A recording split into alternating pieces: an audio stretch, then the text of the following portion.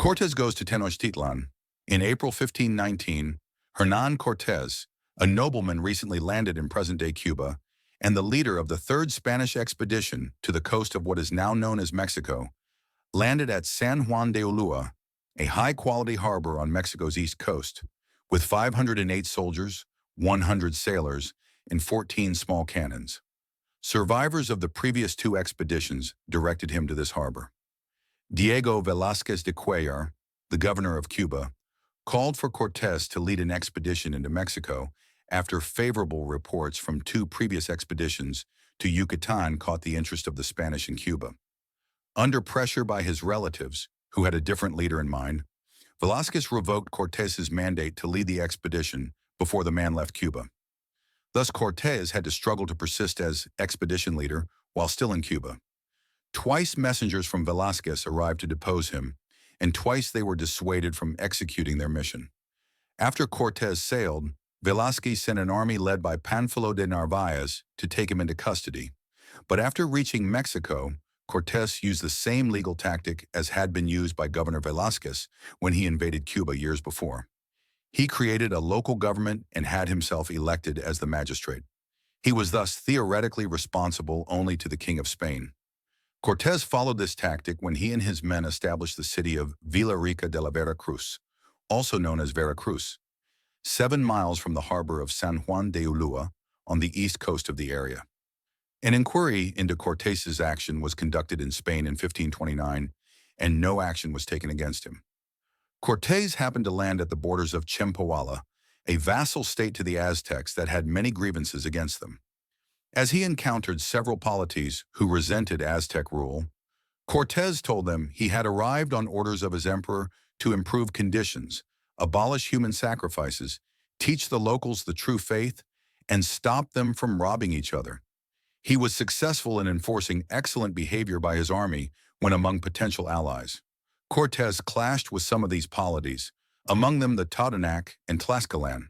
The latter gave him 2 good-day battles and 1 night battle, and kept up a strong defense, holding off his army on a hilltop for 2 weeks. His numerically inferior force finally triumphed when the Tlaxcalan began to consider his ceaseless offers of peace.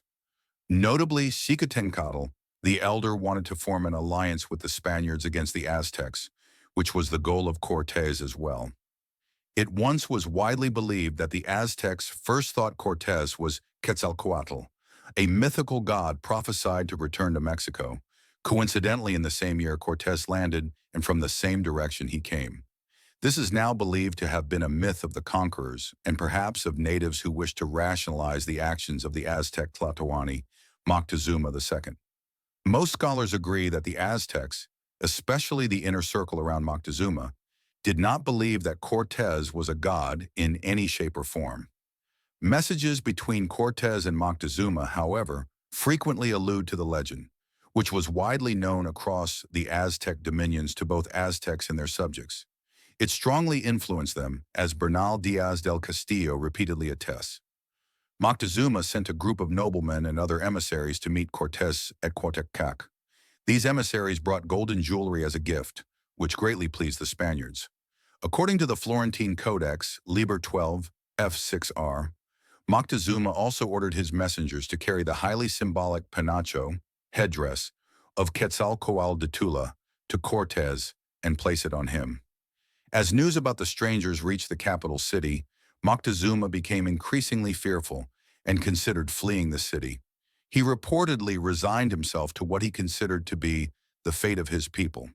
Cortés continued on his march toward Tenochtitlan. Before entering the city on November 8, 1519, Cortés and his troops prepared for battle by armoring themselves and their horses, and arranging into military rank with 4 leading horsemen, followed by 5 contingents of foot soldiers.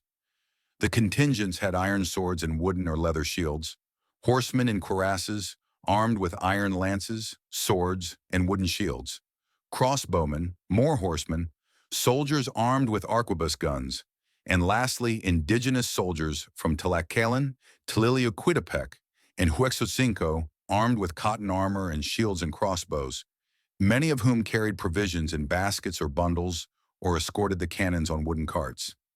Cortés's army entered the city on the flower-covered causeway from Iztapalapa, associated with the god Quetzalcoatl. Cortés was amicably received by Moctezuma. The captive woman Malinali Tenabal, also known as Doña Marina, translated from Nahuatl to Chontal Maya. The Spaniard Geronimo de Aguilar translated from Chontal Maya to Spanish. There were numerous instances of miscommunication, specifically regarding the first interaction between Cortés and Moctezuma. There were also variations in the different accounts of this first contact, specifically between the accounts of Cortés and Bernal Diaz. As there was a difference in the accounts regarding whether or not Cortés was able to touch Moctezuma when they first met. Doña Marina also was not always accurate in her translation, as her primary objectives were to avoid war and also obtain gold, which was promised to her by Cortés. This led to Marina and Geronimo de Aguilar having numerous instances of miscommunication, which led to numerous different accounts of the interaction between the Spaniards and the Aztecs in Tenochtitlan. The Spanish soon took Moctezuma hostage on November 14, 1519, as a safety measure because they were so outnumbered by the Aztec. Secondly, they learned that Moctezuma had heard from a messenger a few days before Cortés that at least 800 more Spaniards in 13 great ships had arrived on the coast.